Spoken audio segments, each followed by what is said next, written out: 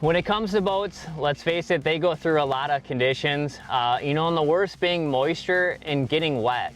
It doesn't necessarily obviously always have to be raining. We deal with a lot of boat spray, but one thing I think is really bad is, taking your boat down the road on wet roads with how much moisture and water is flying off your vehicle. And one thing I want to talk about is waterproofing your units, and at the same time is utilizing the covers that come with your Lorantis to protect those expansion ports here in the back for maybe networking that's not being used. But these Pros also come with the HDMI port, a USB port, which also have specified plugs to cover them when they're not being used. This is also important for those networking plugs that you're not using that you may be using down the road, so that way they don't get corrosion or moisture in there.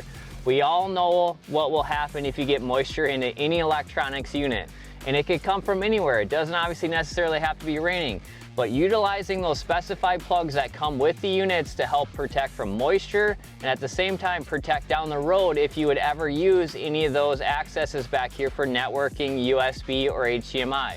This is a very easy thing to do before you dread it down the road later.